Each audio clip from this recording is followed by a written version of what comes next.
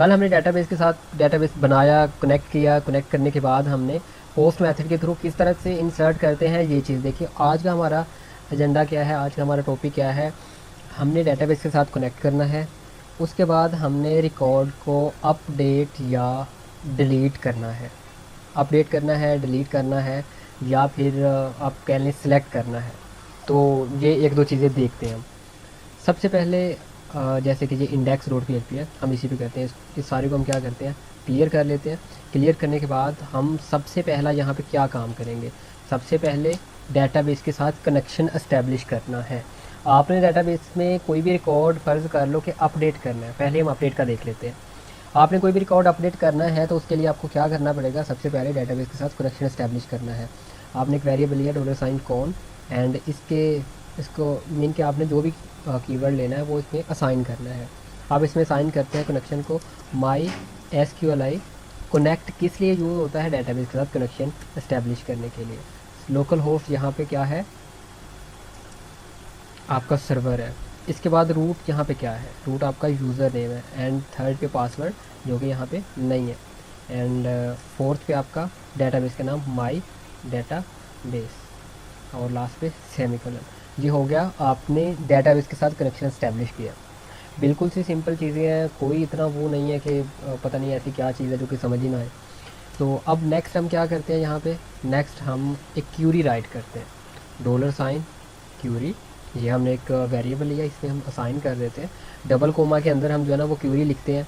तो हम सबसे पहले चले जाते हैं डेटाबेस में, माई डेटाबेस में, यूज़र्स वाले टेबल में जाते हैं, और यहाँ पे चेक करें मेरे पास 3 रिकॉर्ड है, 1 2 3। अब हमने अगर रिकॉर्ड अपडेट या डिलीट करना होता है तो सबसे पहले हम उसकी आईडी देखते हैं। फ़र्ज़ करो कि आपने रिकॉर्ड ये वाला डिलीट करना है, तो हम क्यूरी इस तरह से लिखते हैं, डिलीट करना है या अपडेट करना है तो हम क्यूरी इस तरह से लिखते हैं कि अपडेट, जो भी आपने कॉलम अपडेट करना है वो सेट के बाद हम लिखते हैं सेट। उसके बाद वो कॉलम आप देते हैं कि इसको ये करना है, इसको ये करना है, इसको ये करना है। फिर लास्ट पे आप कंडीशन लगाते हैं कि where ID equal to this, या वेयर नेम इक्वल टू कुछ भी आप दे सकते हैं, लेकिन हम प्राइमरी की देते हैं। आईडी हमारी यहाँ पे प्राइमरी की है, तो प्राइमरी की से क्या होता है, क्योंकि प्राइमरी की सबकी यूनिक है, तो हम जिस कंडीशन में अगर ये कहते हैं वेयर ID इक्वल टू, तो सिर्फ वही रिकॉर्ड डिलीट होगा जिसका ID 2 है, और ये एक रिकॉर्ड ऐसा होगा। तो हमें यानी कि आईडी के लिहाज से प्राइमरी की का मकसद यही होता है। हमें प्राइमरी की क्यों बनाना पड़ती है, सिर्फ इसी मकसद के लिए कि अगर हमें कोई यूनिक रिकॉर्ड डिलीट करना है या अपडेट करना है तो हम आईडी के थ्रू जो है ना वो डिलीट कर सकते हैं। डिलीट भी इसी तरह से हम क्यूरी राइट करेंगे, delete from users where ID equal to 2, अगर हमें ये वाला रिकॉर्ड डिलीट करना है। तो हम ये टेस्ट करते हैं, फ़र्ज़ करें कि हम जो जिसकी ID 2 है हमने ये अपडेट करना है, तो हम SQL में जाते हैं और यहाँ पे अपडेट पे क्लिक करते हैं, और यहाँ से ना ये सारा कॉपी कर लेते हैं। अच्छा, ये मैं क्यों कॉपी कर रहा हूँ, मैं इसलिए कॉपी कर रहा हूँ सो दैट आपसे कोई गलती ना हो। आप हाँ, आप ये सारी चीज़ें खुद लिख सकते हैं। अगर आप कहते हैं खुद लिखना है तो खुद आप लिख सकते हैं। क्या करेंगे, अपडेट, इसके बाद आपने किस टेबल को अपडेट करना वो लिखेंगे, यूज़र, ठीक है। इसके बाद आप लिखेंगे सेट मीन के आपने किस किस कॉलम को अपडेट करना। यहाँ पे आप फर्स्ट कॉलम देंगे, किस कॉलम को आपने अपडेट करना है, नेम वाले को। नेम में आपने क्या अपडेट करना है, आप फ़र्ज़ कहते हैं कि वहाँ पे अगर अली है तो मैं यहाँ पे अब जैसे कि फ़ाहद इस चेंज आपने करना है, कोमा। अब कोई दूसरा कॉलम आप यहाँ पे देंगे कि दूसरा कॉलम आप यहाँ पे लाइक दैट, दूसरा कॉलम क्या है, ईमेल, तो आप यहाँ पे ईमेल देंगे, ईमेल इक्वल टू कोमा के अंदर आप ईमेल जो भी यहाँ पे आपने अपडेट करनी है FAHD फ़ाहद @gmail.com। और फ़र्ज़ करो कि आपने 2 ही करने थे तो आप यहाँ तक करके बस कर दोगे। और अगर आपने कोई तीसरा कॉलम जैसे पासवर्ड भी अपडेट करना है तो फिर कोमा के साथ जो है ना वो आप यहाँ पे पासवर्ड लिखेंगे, पासवर्ड इक्वल टू क्या आपने अपडेट करना है, आप फ़र्ज़ करें कि 321F, और लास्ट पे सेमीकोलन। अच्छा, ये इस अगर आप यहाँ पे जाते हैं ना SQL में और अपडेट पे तो चेक करेंगे इसी तरह से है, अपडेट यूज़र सेट जिस कॉलम, मतलब जिस कॉलम को करना है तो वो आप इस तरह से, मैंने आपको बताया था कॉलम्स और जो आपका टेबल होता है उसके नेम को हम जो एग्जी बटन से नीचे कोमा होता है हम उसमें लिखते हैं। और जो दूसरी वैल्यूज़ होती हैं उसको हम दूसरी मीन के जो दूसरा कोमा होता है उसमें सिंगल कोमा उसमें हम लिखते हैं, ठीक है, इन्वर्टेड कोमा जो होता है। अच्छा, ये इस तरीके से आपने दे दिया। लास्ट पे आपने देना होता है वेयर, वेयर की आपने कंडीशन यूज़ करनी है, WHERE वेयर। अब यहाँ पे वेयर आप यहाँ पे आईडी देंगे। अगर आप आईडी नहीं देते, कोई कंडीशन नहीं देते, तो वो फिर सारे ही कॉलम्स में अपडेट कर देगा। तो आप ID 2 where ID equal to 2 query आपने राइट की। देन आपने क्या करना है, यहाँ पे आप MySQLi क्यूरी, और इसके अंदर दो वेरिएबल्स होंगे आपके, $कॉन एंड $क्यूरी कि आपने इस ये MySQL क्यूरी किस लिए यूज़ होता है, डेटाबेस के साथ कनेक्ट करके रन करने के लिए। तो अभी हम index.php को जो है वो जब रन करेंगे तो चेक करते हैं क्या होता है। जब इसको रन किया, अब यहाँ पे जाके मैं यूज़र वाले टेबल में जाता हूँ और मैं चेक करता हूँ कि क्या ये अपडेट हो गया है। जी बिल्कुल अपडेट हो गया। fahad@gmail.com 321F। क्या आप ये जो है वो आ, अब यहाँ पे ये चीज़ आती है कि क्या आप यहाँ पे जो है वो पोस्ट मेथड के थ्रू अपडेट कर सकते हैं। तो पोस्ट मेथड के थ्रू भी आप अपडेट कर सकते हैं। कैसे अपडेट कर सकते हैं, जैसे ये रजिस्टर में था ना, पोस्ट मेथड के थ्रू आप सारा डाटा लेते हैं और लेके तो फिर आप पहले इन वेरिएबल्स में देते हैं और फिर इंसर्ट की क्यूरी लगाते हैं। तो यहाँ इंसर्ट की क्यूरी की जगह आप अपडेट की क्यूरी लगा दो, और जहाँ पे आप 3 कॉलम्स ले रहे हैं वहाँ चौथा कॉलम आईडी का भी ले लो, कि जहाँ आप आईडी भी बताओ कि where ID equal to this, और वो लास्ट में। तो आप उस तरह से भी कर सकते हैं। ये करेंगे हम इस तरह से पोस्ट, ये सारा अपडेट का जो हमने एक पूरा प्रोसीजर होता है, गेट और पोस्ट दोनों मेथड इसमें यूज़ होते हैं अपडेट करने के लिए। तो हम ये दोनों यूज़ करके वो बाद में करेंगे। हम इस पर कल क्लास रख देते हैं कि अपडेट और डिलीट जो है ये गेट मेथड के थ्रू किस तरह से करते हैं। पोस्ट मेथड और गेट मेथड के थ्रू ये अपडेट का होगा और गेट मेथड के थ्रू डिलीट का होगा। अच्छा, फ़र्ज़ करो हमने डिलीट करना है, तो आपने रिकॉर्ड नंबर 1 डिलीट करना है, तो आप क्या करेंगे, यहाँ पे चले जाएं, सिंपल आप डिलीट पे क्लिक करें तो ये आपके पास डिलीट की क्यूरी है। तो आप यहाँ से ये कॉपी कर लें एंड यहाँ पे आप वेयर आईडी इक्वल टू 1 कह दें। डिलीट फ्राम यूज़र, यानी कि यूज़र वाले टेबल से आपने डिलीट करना है वेयर आईडी इक्वल टू 1, जहाँ आईडी 1 है। तो अब आप अगर इस पेज को रीलोड करते हैं तो क्या होता है, रीलोड किया, अब दोबारा जब यहाँ यूज़र्स में जाओगे, ओके किया आपने, तो चेक करें आपके पास रिकॉर्ड नंबर 1 डिलीट हो गया। मैं एसक्यूएल से क्यों वो कॉपी करता हूँ, मैं इसलिए कॉपी करता हूँ कि आपकी भी थोड़ी सी प्रैक्टिस हो जाए कि आपने यहाँ से जाके कॉपी करना है। क्योंकि अगर आप यहाँ से, और अगर सुपरवाइज़र आपसे ये कहते हैं ना कि मुझे मैनुअली करके दिखाओ, तो फिर आपने क्या करना है, फिर आपने माई डेटाबेस में जाना है, उस टेबल में जाना है जिस टेबल का रिकॉर्ड सुपरवाइज़र ने आपको कहा है कि मुझे मैनुअली ऐड या डिलीट करके दिखाओ।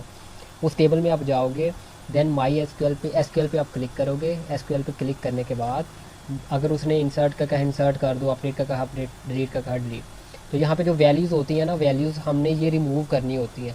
ये रिमूव करके फिर हमने यहाँ पे कोमा देना है और सिंगल कोमा, और इसके अंदर जो भी आपने वैल्यू देनी है वो वैल्यू यहाँ पे आप देंगे, सारी जितनी भी यहाँ पे वैल्यूज़ हैं। ये नहीं है कि आप इसके अंदर से, कोई स्टूडेंट इसके अंदर से जो है ना वो इस तरह से चेंज करते, बाद में कहते हैं सर क्यूरी भी नहीं रन हो रही। तो ये ब्रैकेट्स भी हमने हटाना होती है, ठीक है। तो अगर मैनुअली कोई सुपरवाइज़र आपसे कहता है तो आपको पता होना चाहिए आपने करना कैसे है। अपडेट का भी आपको पता चल गया, आपको डिलीट का भी पता चल गया। अभी हम आते हैं सिलेक्ट पे कि अगर हमने डाटा, अब अच्छा आपने ये चेक किया होगा, बिल्कुल सी सिंपल सी चीज़ें हैं कि मतलब आप जो है वो अगर डिलीट कर रहे हैं या अपडेट कर रहे हैं तो बिल्कुल ही सिंपल सी चीज़ है, कुछ भी नहीं आप कर रहे हैं। आपने जस्ट एक क्यूरी ऊपर राइट की है डेटाबेस के साथ कनेक्ट करने की, उसके बाद आप जस्ट क्यूरी लिखते हैं। वो हो सकता है आपकी इंसर्ट की है, अपडेट की है, डिलीट की, सिर्फ क्यूरी लिखते हैं और आप जो है ना उसको रन कर देते हैं। तो आपका जो है वो मीन के वो डेटाबेस में मीन के वो फंक्शन परफॉर्म हो जाता है, वो डिलीट का है या अपडेट का है। तो बिल्कुल सी सिंपल सी चीज़ें हैं कि आपने डिलीट कैसे करना है, आपने अपडेट कैसे करना है, तो बिल्कुल सिंपल सी चीज़ें हैं, कोई मुश्किल वाली बात नहीं है। तो इसी तरह से अगर आप समझ के चलेंगे छोटी छोटी चीज़ों को तो आपको अपना प्रोजेक्ट बहुत क्लियरली समझ आ जाएगा, और आपके पूरे प्रोजेक्ट में यही सारी चीज़ें हो रही होती हैं। और ये मैं आपको बताऊँगा भी कि ये किस तरह से आपके प्रोजेक्ट में हो रहा होता है। अच्छा, अभी हम चलते हैं, क्योंकि ये डिलीट और अपडेट का तो ये मैं बाद में बताऊंगा कि आपके प्रोजेक्ट में ये कैसे कैसे हो रहा है, क्योंकि अभी इसका एक क्लास और होनी है। उस क्लास में हमने ये देखना है कि गेट मेथड के थ्रू और पोस्ट मेथड के थ्रू हम ये डिलीट और अपडेट कैसे करते हैं। अच्छा, अ, हम इंसर्ट की क्यूरी, सॉरी इंसर्ट का हो गया था, सिलेक्ट की क्यूरी। सिलेक्ट किस लिए यूज़ करते हैं? अगर हमने डेटाबेस से डाटा लेके और हमने अपनी वेबसाइट पे कहीं यूज़ करना है या शो करवाना है या प्रिंट करना है, तो उसके लिए आप सिलेक्ट की क्यूरी, यानी कि डेटाबेस से डाटा लेने के लिए आप सिलेक्ट की क्यूरी यूज़ करते हैं। तो यहाँ पे हम आते हैं, ये सिलेक्ट स्टार पे क्लिक करें, सिलेक्ट स्टार फ्रॉम यूज़र्स। और अगर तो आपने कोई लास्ट पे कंडीशन लगानी है, मीन कोई एक डाटा सेलेक्ट करना है, तो आप कंडीशन भी लगा सकते हैं कि select star from users where ID equal to this, तो फिर सिर्फ एक ही वो रिकॉर्ड सेलेक्ट होगा। तो अगर आप ये लिखते हैं सिलेक्ट स्टार फ्रॉम यूज़र्स, तो फिर इसका क्या मतलब है कि पूरे के पूरे टेबल का डाटा सेलेक्ट हो जाएगा। तो फिर आप पूरे के पूरे टेबल का डाटा जो है वो फैच कर सकते हैं। अच्छा, इसका भी उसी तरह से ही है सारा सीन। आपने क्यूरी राइट की, क्यूरी क्यूरी राइट करने के बाद क्यूरी रन की और उसके बाद आप सेव करते हैं, तो आपका क्या ख्याल है इसके बाद क्या होना चाहिए? क्या ये यहाँ पे डाटा शो करेगा? नहीं करेगा। चेक करते हैं। अच्छा, वो कह रहा है कि लाइन नंबर 5 पे एरर क्या है? एरर कोई नहीं है, एरर कोई नहीं है। क्यूरी को हमने, एक मिनट, यहाँ पे ऐसा आ गया था, एरर कोई नहीं है। अच्छा, अब चेक करें, हम डाटा सेलेक्ट कर रहे हैं, डाटा सेलेक्ट कर रहे हैं और यहाँ भी आपको दिख नहीं रहा। एक्चुअली बात यह है कि आप अगर इंसर्ट की क्यूरी लगा रहे हैं, अपडेट की क्यूरी लगा रहे हैं या डिलीट की क्यूरी लगा रहे हैं, इंसर्ट, अपडेट और डिलीट की, तो सिर्फ 2 स्टेप्स है कि आपने क्यूरी लिखनी है और रन कर देनी है, बस बात ख़त्म। बट सिलेक्ट में ऐसा नहीं है। सिलेक्ट में यह है कि आपने क्यूरी राइट की, क्यूरी को रन किया, फिर जिस क्यूरी को आपने रन किया है ना, फिर आपने उसका डाटा फेच करना है। एक पहले आपने वो डाटा सेलेक्ट किया है, अब वो डाटा निकालना है, निकाल के आप किसी वेरिएबल में स्टोर करेंगे। देन फिर उस वेरिएबल में अरे की फॉर्म में डाटा स्टोर होगा। देन हम अरे को 1 बाय 1 कॉल करते जाएंगे और हमारे पास डाटा आता जाएगा। देखते हैं, हम ना इसको किसी वेरिएबल में स्टोर कर लेते हैं। जैसे ऊपर क्यूरी को किया था ना, इसको भी हम किसी वेरिएबल में असाइन कर देते हैं, जैसे कि रन में कर दिया। अब ये डाटा, जिस डाटा को मैंने सेलेक्ट किया है, ये मैंने फैच करना है, वहाँ से निकालना है। उसके लिए यूज़ करते हैं माई SQLi फैच अरे और फैच असोस।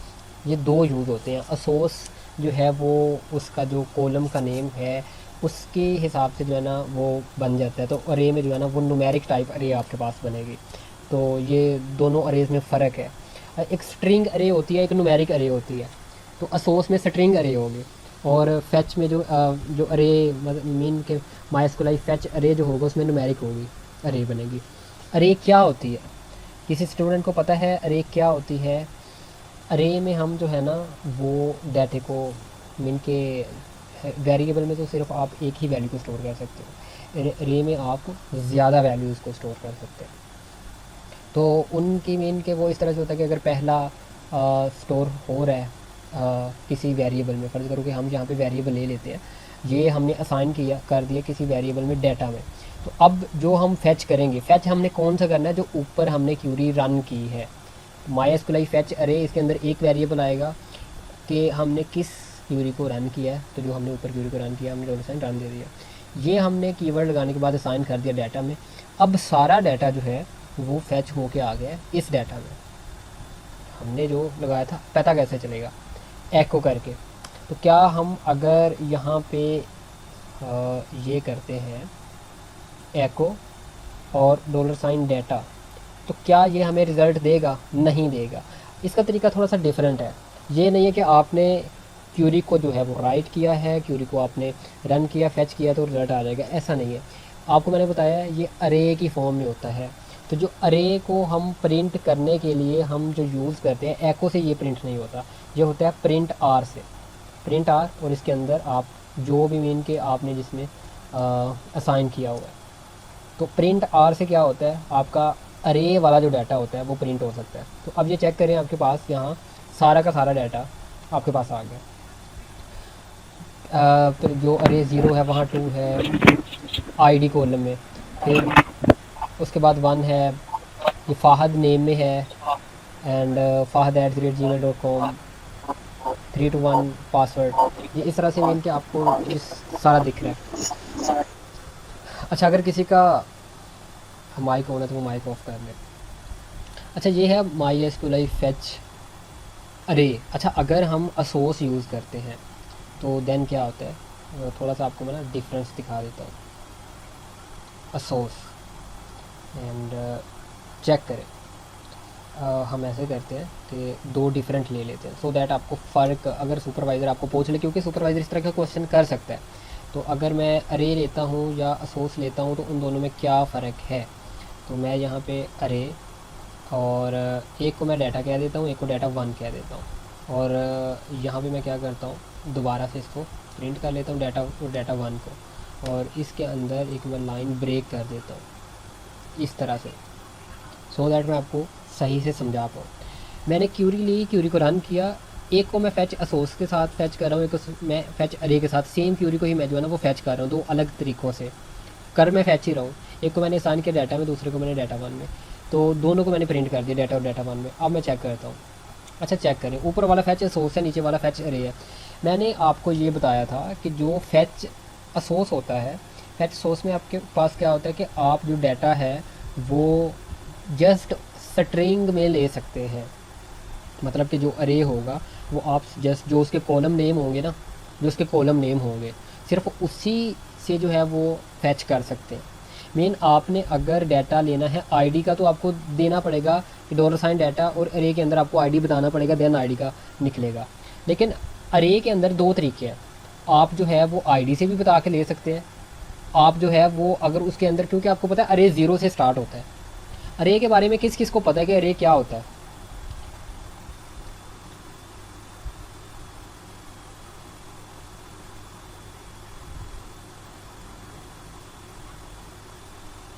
नहीं, ये अरे मैं प्रिंट कर रहा हूँ। मैंने अभी ये हम जो करते हैं ना डेटाबेस में, मीन कि हम अगर अपने पेज पे हमने कोई डाटा लेना है तो वो हम इस तरह से प्रिंट नहीं करते। ये जस्ट आपको मैं एग्जांपल दे रहा हूँ कि इस तरह से डाटा फैच हो के आता है।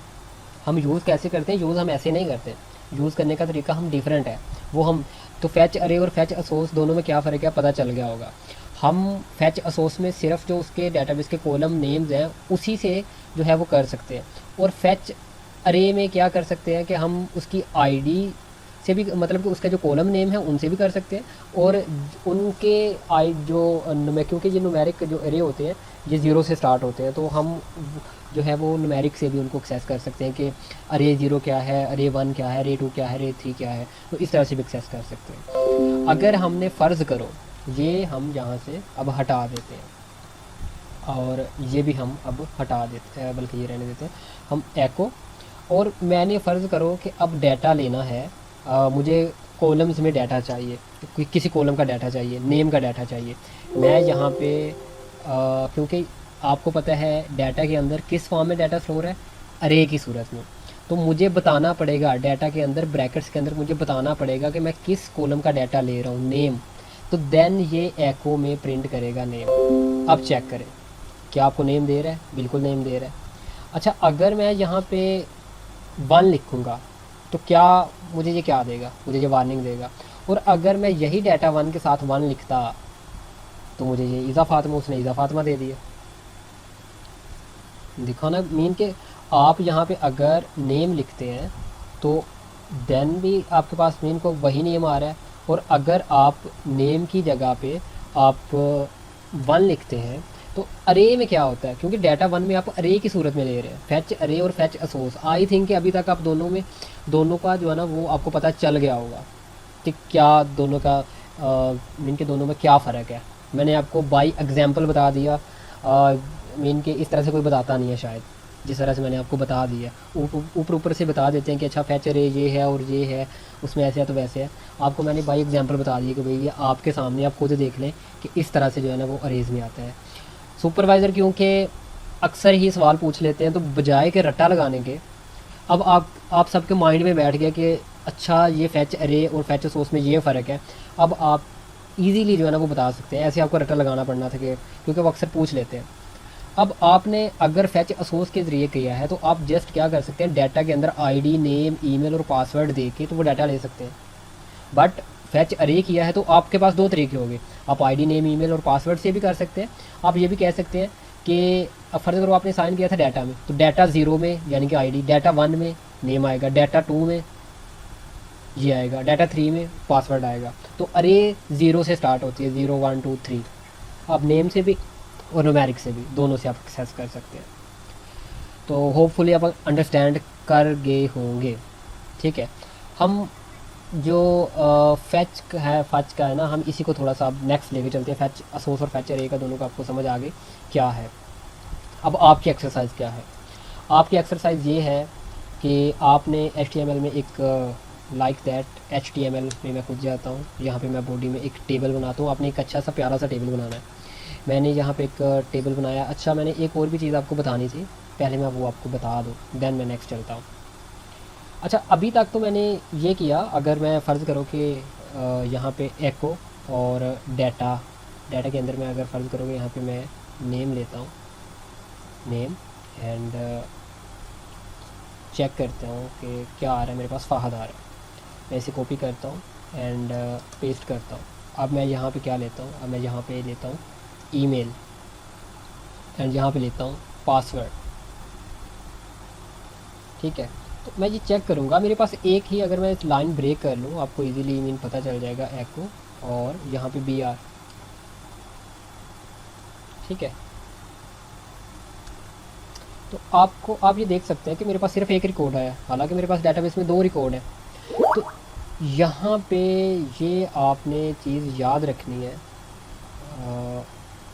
यहाँ पे आपने ये चीज़ याद रखनी है कि अगर आपने एक डाटा एक्सेस कर रहे हैं, मेरा आपको पता है कि जो आने वाला डाटा वो सिर्फ एक है, तो आप इस तरीके से ले सकते हैं। आपने क्यूरी राइट की, क्यूरी को रन किया और क्यूरी को फैच किया। लेकिन अगर आपके टेबल में रिकॉर्ड एक से ज़्यादा है तो देन आप फैच वाइल की लूप में करेंगे। वाइल की लूप को हमने देखा था, अब हम फैच किस में करेंगे, वाइल की लूप में करेंगे। तो हम क्या करते हैं, यहाँ पे वाइल की लूप लगाते हैं। वाइल की लूप लगाई और क्या किया, ये जो आपका लास्ट वाली लाइन है जो आपने फैच किया है सेमी कोलन के बगैर, कंट्रोल X इसे कट किया और कंडीशन के अंदर हमने पेस्ट कर दिया। बस सिंपल सी बात है। ठीक है, और हमने कुछ भी नहीं किया। हमने जो फैच करना है, फैच हमने किस में करना है, वाइल की लूप में। अब ये जो चीज़ है ना, ये जो चीज़ है ये आप यहाँ से कट करें और इस ब्रैकेट्स के अंदर यानी कि वाइल लूप के अंदर आपने रख दिया, और ये लाइन ब्रेक इससे नीचे भी आपने दे दिया। ये तो अब हम चेक करते हैं, आपके पास दोनों रिकॉर्ड है, फ़ाहद का भी, ईज़ा का भी, जितने होंगे सारे ही आएंगे यहाँ पे। आपकी एक्सरसाइज यहाँ पे क्या है, तो यहाँ तक किसी का कोई सवाल है तो पूछ सकता है। देन मैं जो है ना वो फिर एक्सरसाइज की तरफ चलता हूँ कि आपकी एक्सरसाइज क्या है, फिर आपने मुझे कल परफॉर्म करके दिखाना है। यहाँ तक किसी का कोई सवाल तो नहीं है?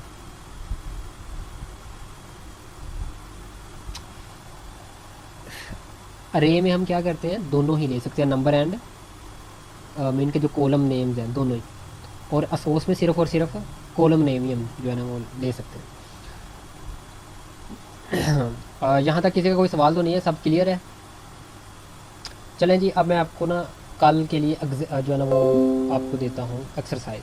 आपने क्या करना है, एक अच्छा सा फॉर्म बनाना है, उसमें एक टेबल लेना है, अपने बूटस्ट्रैप में ये सारी चीज़ें करनी है। और अगर किसी को पता नहीं है बूटस्ट्रैप में क्या है, किस तरह से करना है, तो वो बूटस्ट्रैप की वीडियो देख ले, वरना सिंपल ही कर ले अगर नहीं पता तो। टेबल लिया, टेबल के अंदर रोज़ एंड कॉलम्स होते हैं, तो TR के साथ रो, और पहली रो के अंदर ये TD यानी कि ये फर्स्ट कॉलम। तो मैं पहले इसका फर्स्ट कॉलम बनाता हूँ, मीन लाइक दैट कि नेम, ईमेल एंड पासवर्ड। तो मैं यहाँ पे लिखता हूँ नेम, इसी को मैं कॉपी कर लेता हूँ, एंड यहाँ पे नेम, ईमेल एंड पासवर्ड मैंने लिखा। अच्छा, पहली रो मैंने ली एंड इसी को जो है वो मैं कॉपी करता हूँ, एंड देन अच्छा मैं पहले चेक करता हूँ कि यहाँ पे हो क्या रहा है। अगर मैं यहाँ पे चेक करूँ तो मेरे पास नेम, ईमेल एंड पासवर्ड, अगर मैं टेबल में जाऊँ और मैं यहाँ पे बॉर्डर 1 कर दूँ तो चेक करते हैं इनके गिर्द बॉर्डर लग गए। तो मतलब कि ये रो थी, ये पहली रो यहाँ से लेके यहाँ तक, फिर दूसरी रो यहाँ से लेके यहाँ तक। तो पहली रो के अंदर ये 3 आपके पास कॉलम्स हैं, फिर दूसरी रो के अंदर ये 3 कॉलम्स हैं, मतलब ये first column, second column, third column.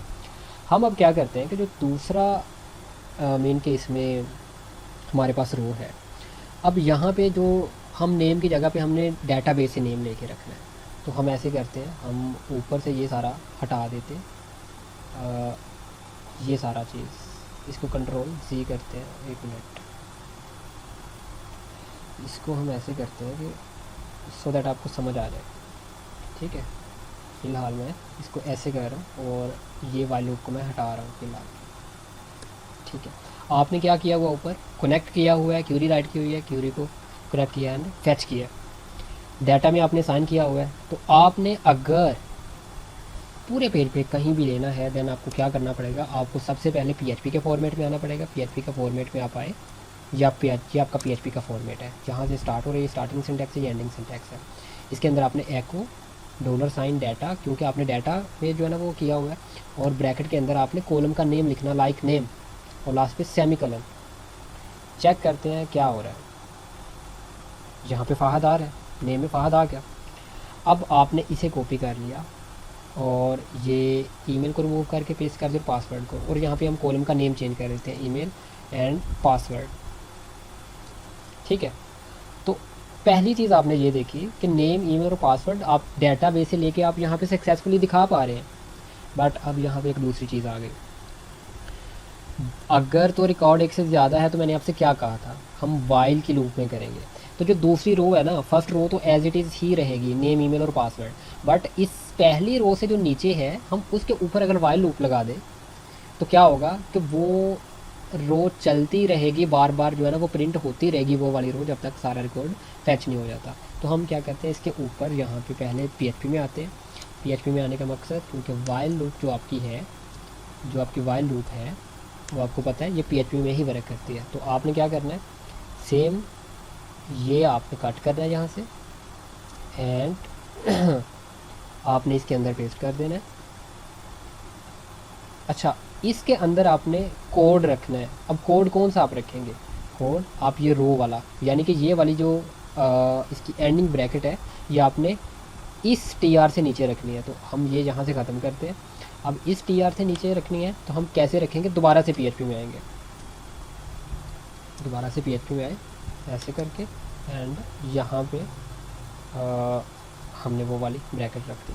अब चेक करते हैं रीलोड करके, हमारे पास दोनों रिकॉर्ड जो है ना वो फैच हो रहे हैं, 3 4 5 6 जितने भी होते हैं वो सारे के सारे यहाँ पे फैच हो रहे होते हैं। ये आप सबकी एक्सरसाइज है, आप कल सब ने ये एक्सरसाइज मुझे करके दिखानी है।